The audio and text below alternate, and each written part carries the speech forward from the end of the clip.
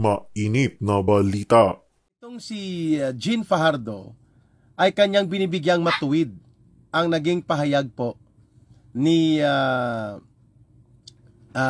Police General, PNP Chief Marbil, na hindi po lahat ng gumagamit daw ng droga ay mga itatrato natin na mga lumalabag sa batas o mga adik at kriminal.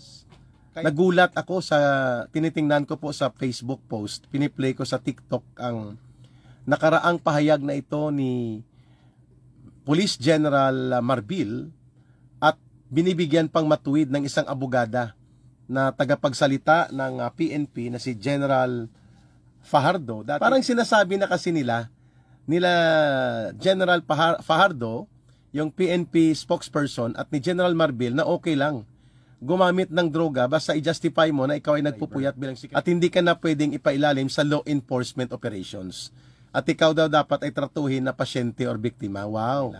Ganun pong ibig sabihin ng lohika na baluktot ni General Marbil at ni General Fajardo. While that may be correct on one aspect, but the logic and the line of reasoning that you are using is crooked and distorted. Puntahan ko po itong si retired Major General Orlando De Leon sa kanyang binabanggit. Una po, binanggit niya kung police pa ba po ito. Itong si General Jean Fajardo na promote na bilang general mula sa pagiging retired colonel. Sa pagiging colonel niya, nadidistract tuloy ako sa ingay ng aso sa paligid ko. Anyway, ang binabanggit po ni Major General, retired Philippine Marines General Orlando De Leon ay itong si Jean Fajardo ay kanyang binibigyang matuwid ang naging pahayag po ni Police General, PNP Chief Marbil, na hindi po lahat ng gumagamit daw ng droga ay mga itatrato natin na mga lumalabag sa batas o mga adik at kriminal.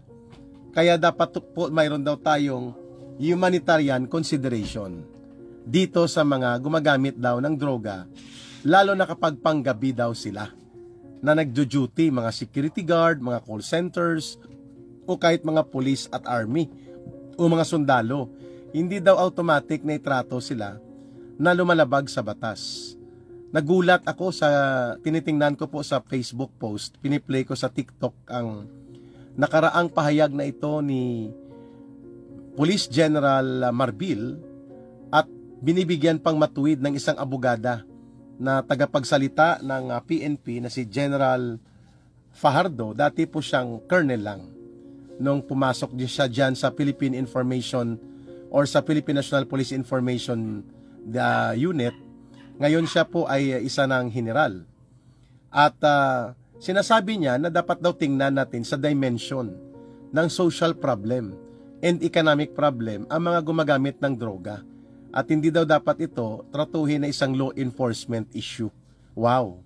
Kaya nagtanong si Major General retired Philippine Marines Orlando De Leon kung police pa po ba ito.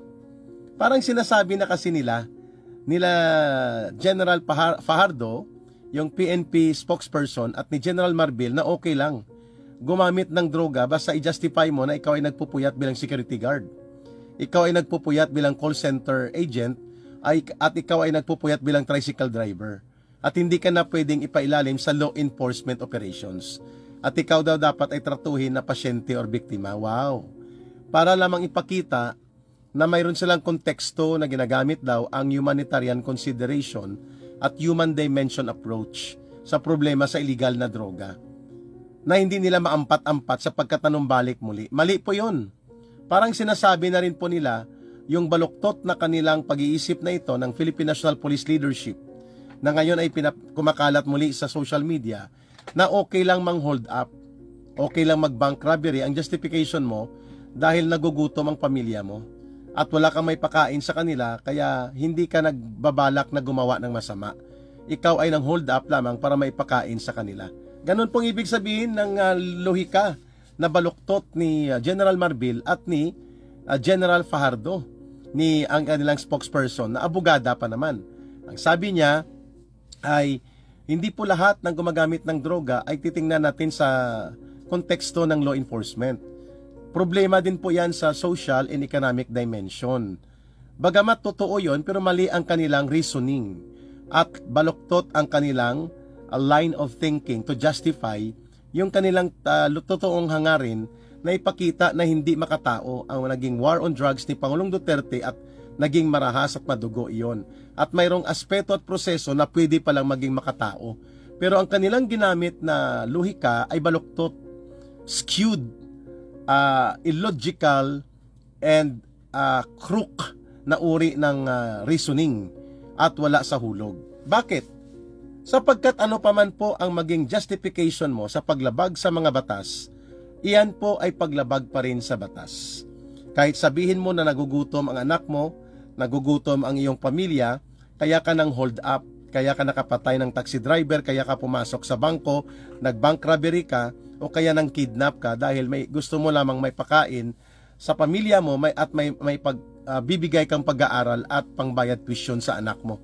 Hindi lahat ng kriminal ganun na rin pong gagawin nila at magiging line of reasoning. Chip, pasensya na po hindi mo ako pwedeng hulihin sapagkat hindi pa ako lumabag sa batas sa kagustuhan ko.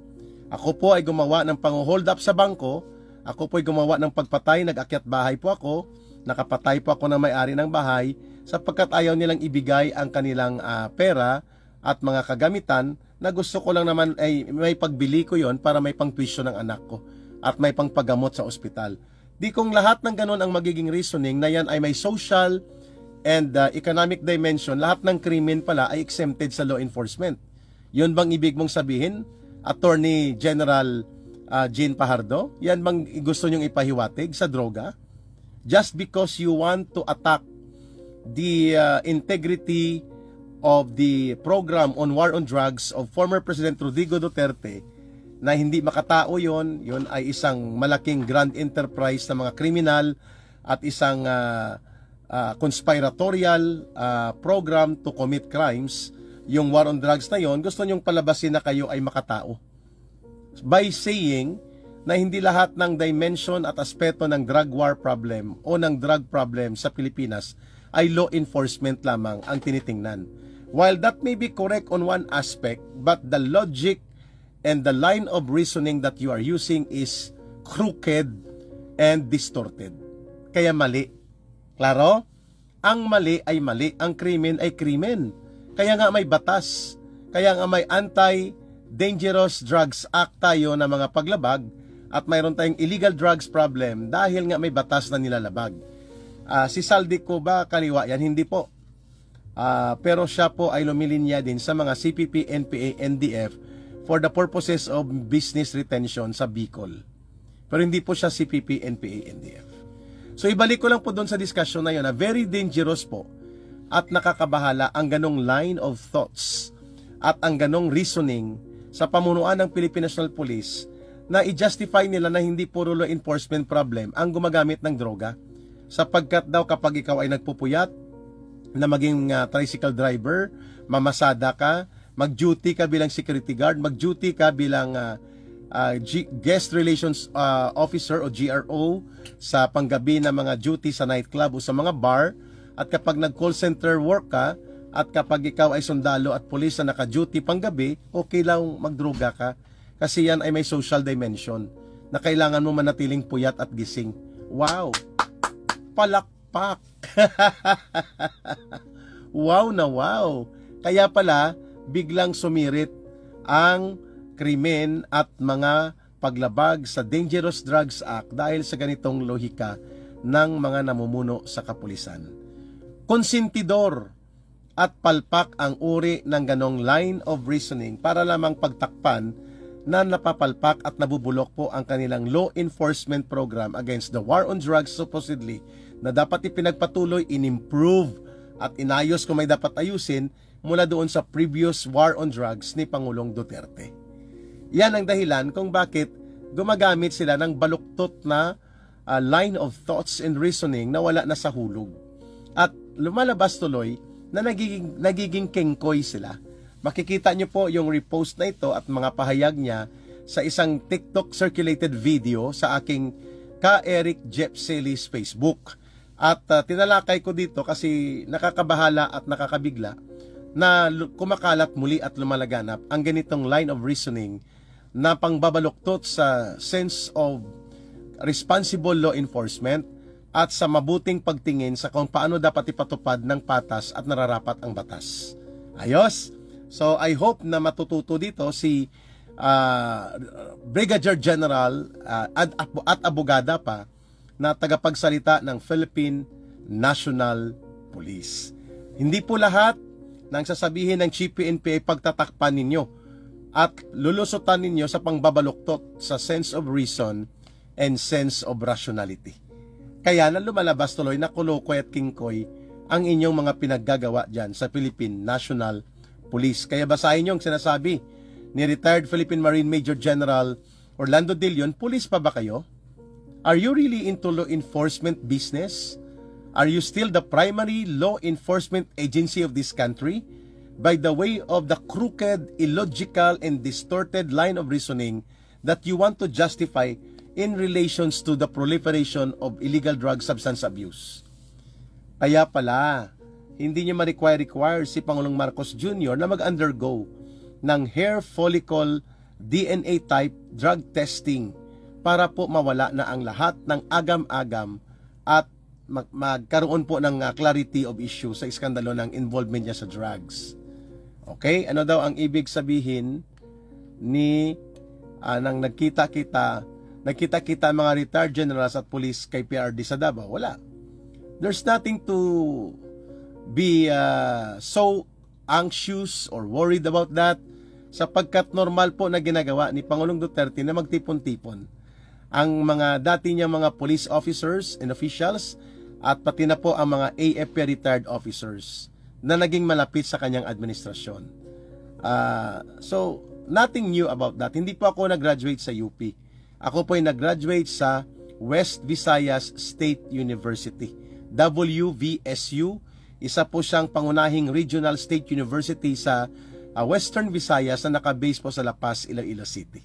Ayun.